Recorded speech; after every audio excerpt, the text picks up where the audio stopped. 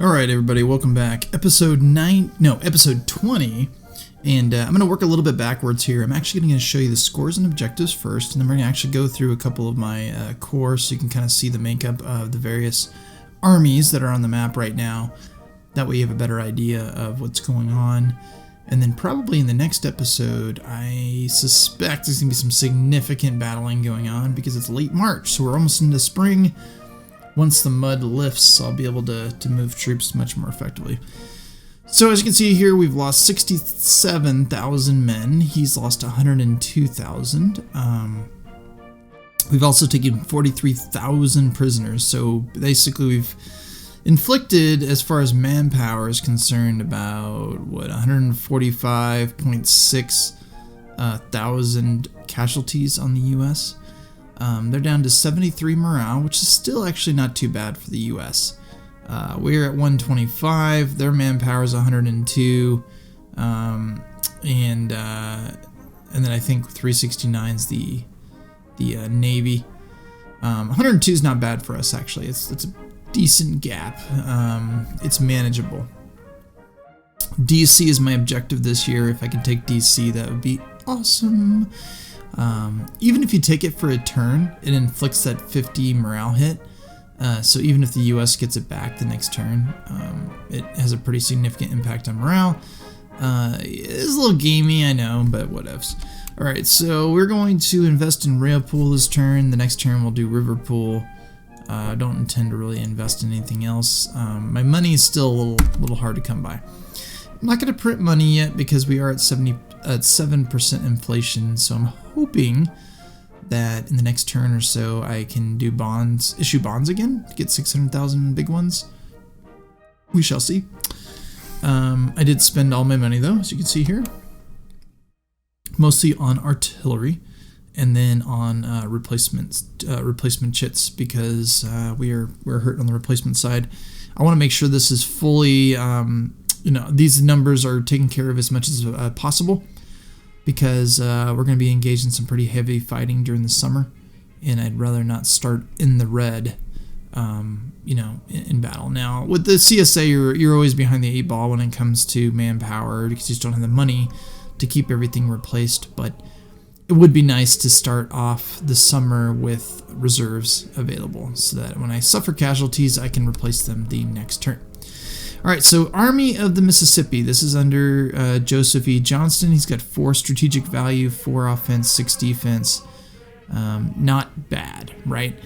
Usually what happens is when you have a corps commander that you promote to army, they do lose some of that strategic value. He's got 4, so that's pretty good. 6 defense is phenomenal, and obviously 4 offense is really good. Under him, he's got 2 corps. He's got Johnson, who is hanging out here in Louisville, and Hardy, my other corps commander. Johnson also is pretty solid. I mean, he's only got 3 strategic. I prefer to have 4 or higher for a corps commander, but he does have 3 offensive and 4 defensive abilities. So even though he's not going to be as an effective corps commander on the offense, he's very good defensively. So probably what you're going to see me doing with the Army of Mississippi as we move into Indiana is Hardy is going to be my tip of the spear offensive corps, and then Johnson's going to be providing support. That's kind of my intended goal. He's got a 4-3-2 division commander under Smith, which is really good. And then also Anderson, 4-3-3, another very good division commander. And then as you can see here, we've got about 8,000 troops in this corps, that's a small corps. Typically your corps are going to be around 12 or 15,000 troops. But Hardy, he's got a much larger corps. He's got about 14,000 troops. And a lot of that has to do with we're on the border of the Union capital for Kentucky here, which is Lexington. So here, Hardy is a 4-4-4, so he's a phenomenal corps commander, very good. With the element of surprise as well. He's a level 2 surprise commander, so it increases the chance that we get first fire, which is really important in this game, getting first fire in the conflict.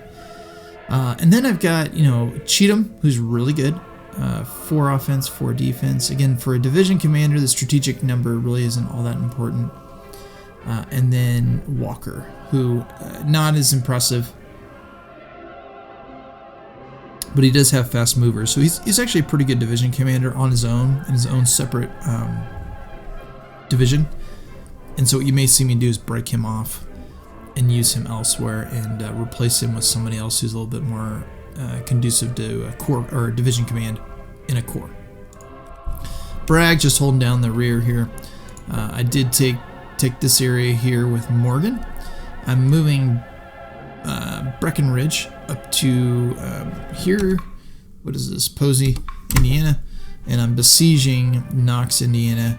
Again, with the intent of moving from west to east along these two rail lines towards Indianapolis, Columbus, and then perhaps Cincinnati. Breckenridge is probably the guy I'll bring over to replace Walker. And part of that, he's a 3-2-2, which is pretty good. It's effective. And he's a good army administrator, so he increases the fatigue recovery. So I'm probably going to bring him over once we solidify our front over here. Again, part of the reason I went on the offense in the wintertime over here so I can plug this hole in Kentucky. It's a pretty big hole that's going on right here. If you zoom out, you can see even more effectively. We're way up here in Illinois, and then establishing a front along the, what is it, this river? This might be the Ohio River, possibly. But then I got this big old hole right here, so I got to plug it, so I'm just going to push out. Best defense is a good offense in my mind. Now, under Forney, so let's go with Johnston here. So now here's the Army of the Tennessee, 4-2-2. So, again, the other Johnston is, I think, a more effective Army commander. And realistically, I mean, I honestly was not that impressed with Albert Sidney Johnston. I don't get what the hype was with the guy. He totally, his management at the Western Theater, I think was a large contributing factor to why Grant was able to just kind of walk in to Fort Donelson. And then really largely, I think his lack of Army level leadership at Shiloh was a great contributing factor on why the Confederacy lost the Battle of Shiloh. He acted much more like a division commander in that battle than he did an army commander. And that's part of the reason why he got shot, because he was at the front lines leading a brigade rather than actually back leading the entire army. But that's, I digress. So he's got level 2 surprise. Sorry, Hardy actually has level 1. I thought it was level 2. It is level 2. I wonder what's a different color. That's weird.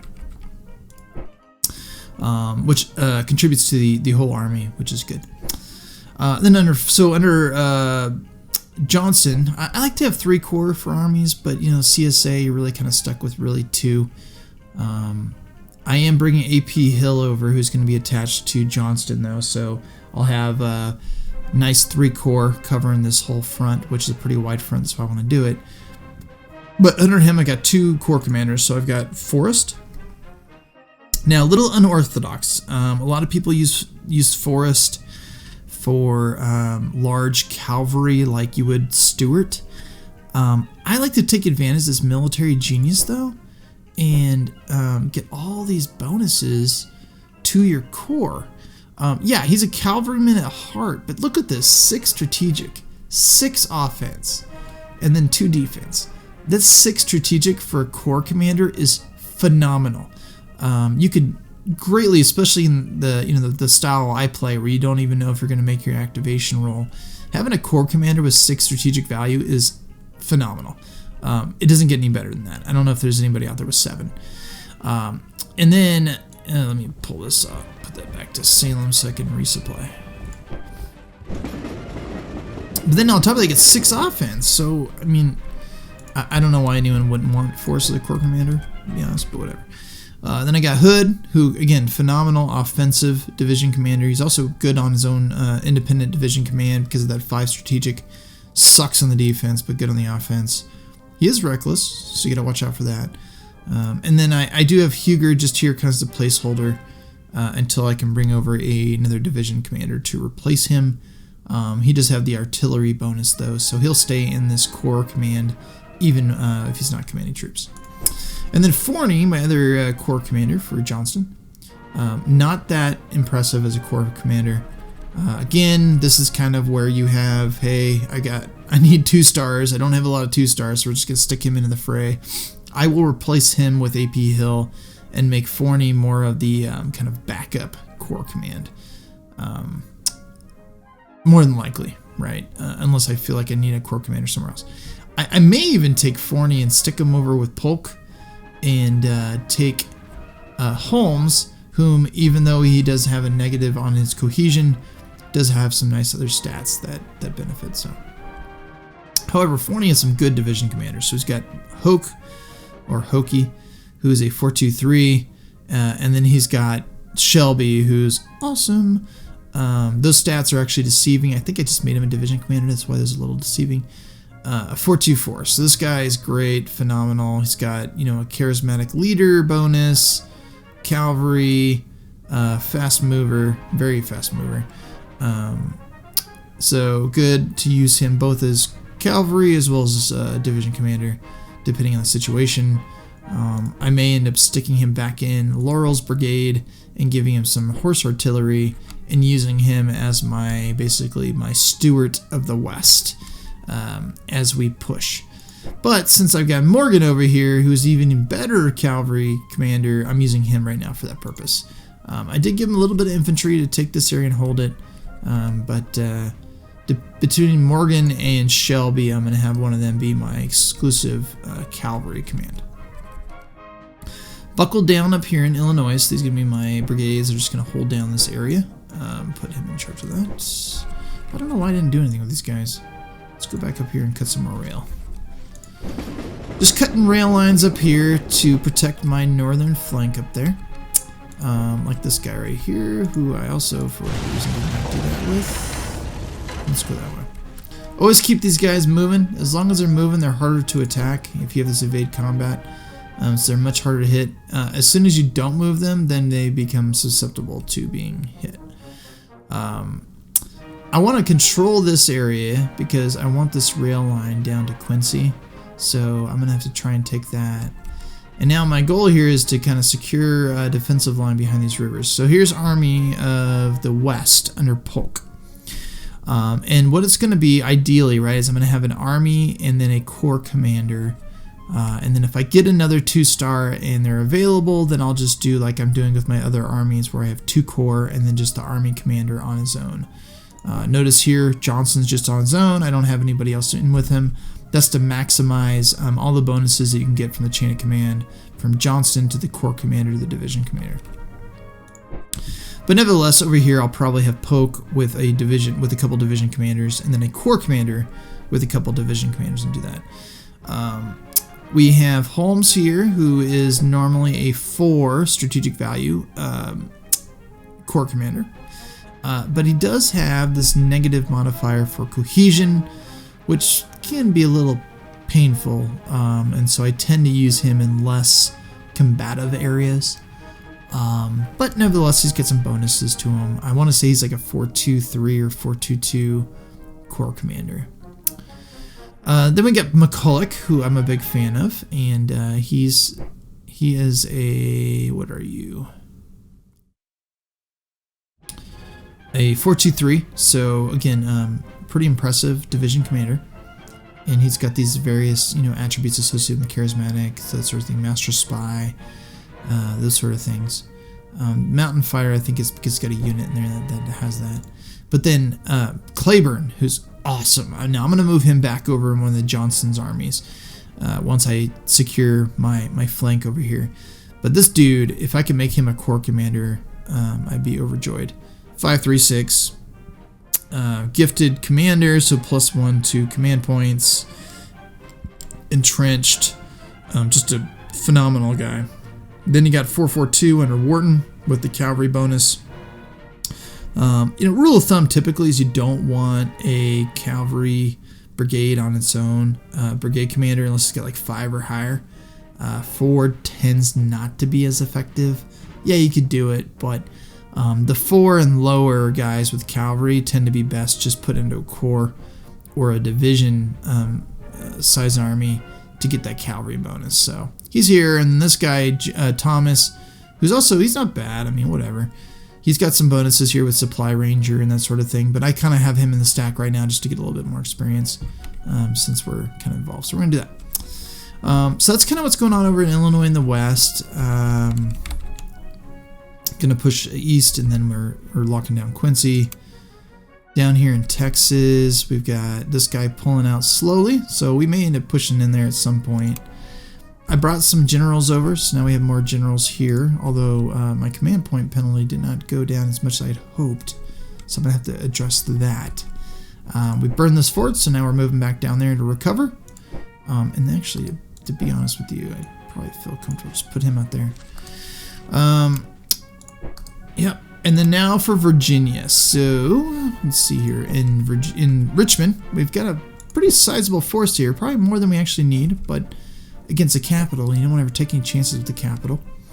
I'm going to bring the 12-pounder up here to reinforce Beauregard, who right now, unfortunately, all I got is Beauregard down here. I'd like to have a core, so at least have some support to these two, but I don't. I'm going to have to work on that. I brought my fleet down here, so now because I just loaded this from a save game, you can't see. But theoretically, once I run the turn, all of these ports should be blockaded, which is going to be awesome. That's going to hurt their economy pretty significantly because they're not going to get any kind of their economy from Annapolis and Baltimore is going to be significantly limited. I already had a partial blockade of DC, which is now going to be even more significant if I have this fleet here. So that'll be cool. All right, so I've got a 3,000 man force here, and then I got this force recovering some elements. So what I'm going to do, notice here the weather is muddy. I cannot launch, at least in good faith in my mind, an offensive into Maryland unless the weather is nice and clear and there's no mud. Because once I start moving, the Union's going to freak out. And they're going to probably bring everything they got to bear on me from Philadelphia, where they've got all this stuff being built. Notice they got 6 elements in here, or 6 stacks in here. And then whatever else, right? So I want to make sure there's no mud here when I move. But what I'm going to do is I'm going to move this 3,000 force. I'm probably going to cut it in half. And I'm going to shift it up to Harper's Ferry and so forth. And then we're going to push into Fredericks, Maryland, secure this rail line, and then put a core right here so that they're cut off from Baltimore, which notice they got 14 here. So I mean, they get a lot of troops. I am not delusional in any way that this is going to be easy, but it just doesn't seem all that fun just to sit back and with my thumb up my ass, right? We got to do some attacking. So we're going to do some attacking in 63. And I'm playing with Lee, right? And that's what Lee would do. Lee would attack. So we're going to take Jackson, put him square in the middle between Baltimore and DC. Again, hopefully. Not too worried about my supply line, because what I'm going to do is I'm bring Lee's core of D.H. Hill across to right here. And then I'll have a nice little 1, 2, 3 core all right here. Now, the trick is going to be, what do I do with Longstreet? I hate for Longstreet to attack across the river. I can't remember if that would inflict a penalty on or not, if D.H. Hill's the one doing the attacking. But that's a concern, right? I almost want like Jackson's core to be here and then D.H. Hill over here. And I may end up doing that. I may bring Jackson over here to the rail line, bring D.H. Hill here, have him cross, and then have Jackson come down. And then, you know, my flank's going to be a little exposed. But my hope is, because it's D.C., the Unions could care less about trying to come around my flank, and they're just going to try and recover D.C. So that's my goal here. But let's just look really quick here at the Army of the Shenandoah under Lee. Again, 656. Awesome. Phenomenal commander. And rightly so. He's an admired commander, so fatigue and recovery is greatly increased. He's a strategic commander, so he's got a +2 on command points. Siege expert, so this is going to work really good when we're attacking DC. He is reckless, so there's that piece. And then fast mover, so all his core commanders move much quicker than they would otherwise. D.H. Hill, 545, again, phenomenal core commander. Definitely somebody you want to promote to the rank of corps command. And under him, we've got currently Stewart, although I'm going to pull him out and make him exclusively a cavalry commander again. And part of that so I can cover my flank as I kind of wheel around into Maryland. But he's a 5.33 cavalryman, very fast cavalryman, and then adept raider, so that's important. But then we've got Early, who also in previous games I've played, I've made a corps commander. And as you can see, 4.33, very good division commander, and he's a fast mover. Now he does get quickly angered, so there's that unfortunate aspect to his character. But a lot of his other attributes outweigh that, in my opinion. We've got Stevenson, who's not that great of a division commander. He's okay. I want to say he's actually 3.22. I don't know why it says 3.12. So we got him and D.H. Hill. Under Jackson, so Jackson's 6.56, phenomenal corps commander. Theoretically could promote him to Army Command, but don't want to do that because I think his value is in Corps Command. He's a surpriser, level 2, charismatic, and he's very fast mover. And then under him, we've got 4.41 under Ewell,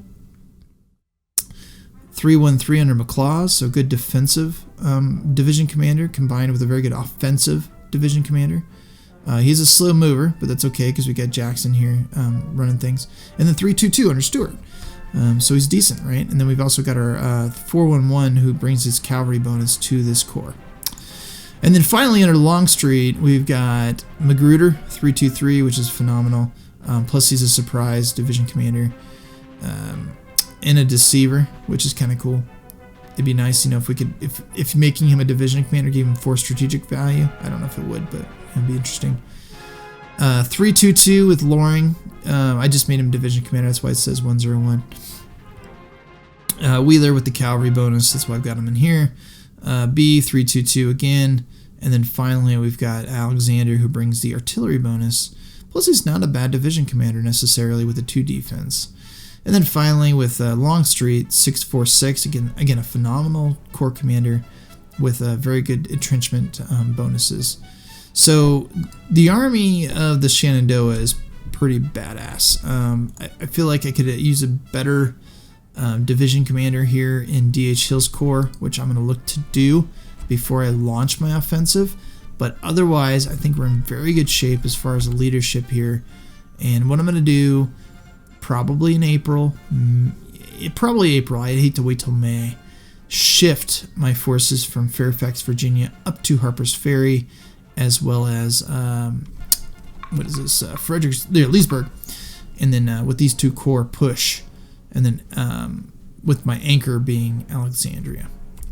So hopefully that gave you a pretty good insight on the Army of the Confederacy, or the forces of the Confederacy, kind of where we stand with things, our overall force structure, where the strengths lie. Unfortunately, I can't do that for the Union because I don't know what they have, and I always feel like it's a bit gamey to save it and load it as a Union and see what they have, so I'm not going to do that. I can tell you, though, this is about a 1,300 man force over here, and then this is a few hundred right here, so he's going to combine those two, and that's going to be a little bit of a force to kind of fend off and be reckoned with over here, maybe mid to late 63. So I'm going to have to kind of watch that. I'm going to start building up my forces at St. Louis in anticipation of that, and just kind of anticipate the move from there. I'm also, I've got troops here at Salem that I'm slowly training up from conscript to line infantry. And then what I'm going to do is I'm going to take Taylor, I'm going to send him over to Virginia probably, because if you notice, I've got a fair number of conscripts in some of these forces. So like Stewart's got some conscripts that can be trained up. He's got 1. I felt like there was one more division that had a decent number of conscripts. No, not there. Okay. Maybe it was his. Yeah, he's got a couple. Actually, so I don't have as many as I thought I did. Maybe it's just in the pool of troops to recruit, there was a lot of conscripts, but... Alright, so with that, we're going to simulate the turn. I will be back, show you what happened as usual. Let's actually go through these really quick. I always save these for you guys so you can see. That was just the siege that's going on over here. So that's right here. So now we're sieging the place. Yep, Buford moved in. That's fine. As you notice, I had abandoned Bloomington because I was afraid my supply line was going to get cut. So that's why I pulled out of there. Yeah, so we're just chasing this guy around. That's why that happened. Laboratory explosion on Browns Island. Alright, the Confederate States Laboratory on Browns Island near Richmond exploded, killing 45 women and children. Even though they had become accustomed to the horrors of war, Richmonders were appalled by the tragedy. Ironically enough, Richmonders burned their town, burned their city in '65, shortly after Lee pulled out of Petersburg. So they must not have been that appalled by atrocities. Yeah, alright, hopefully you guys had a chance to read that. Okay. And then the Chapman plot fails. Our plan to disrupt shipping and commerce on the West Coast has failed. In San Francisco, the warship USS Cayenne, I don't know, seized the schooner J.P. Chapman, which we had purchased, now fitted with cannons, rifles, pistols, and other machineries of war to turn into a commerce raider. And then how much? So I've got my commerce raiders back up to full strength, by the way. So hopefully we'll start racking in some dough doing that. All right, let's proceed with the next turn. I will be back. All right, I'm gonna blitz through this because I spent way too much time talking in the previous turn there. Excuse me. So all right, so we're in Indiana and Illinois here, and then Kentucky, just to give you a frame of reference. We did our blockade runners got us 14 money, 6 war supply this turn. We won the Battle of Vincennes, which I'll show you in a moment, and as a result of that victory, we got 3,200 rifle and 7,600 prisoners, which is nice, plus 3 national morales. That's pretty awesome.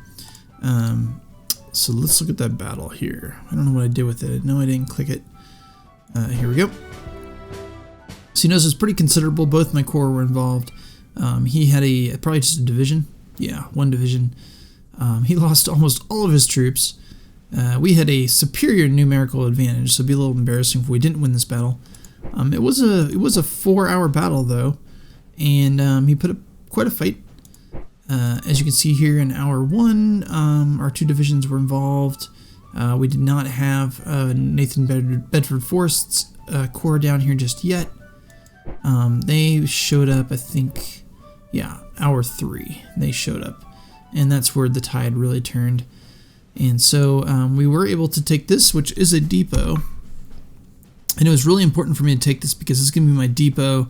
It's going to be my forward depot for my advance on Indianapolis and Columbus. That's why I really wanted to take it. As an illustration, notice we're burning through these supply wagons with Force Corps, who's up here. And that's because Salem is the nearest depot down here, and so I'm having to send supply wagons back and forth there. I am besieging Posey, Indiana, so we'll see if I can't get that. I'm moving Morgan forward on Rome to continue the advance. I did decide to move Forrest forward a region to keep him connected with Forney, who I'm also moving forward. A little bit of a mistake previously. I thought Forney's stats were a little bit lower than they are. They're actually 433. I'm not sure why it was lower the last time I looked at them. Here's where I'm concerned. All right, so up here on my northern front, Illinois, he's got a 774 force under Lyon. Actually, no, that's under Banks coming down. I am moving my division under McCulloch over to support, along with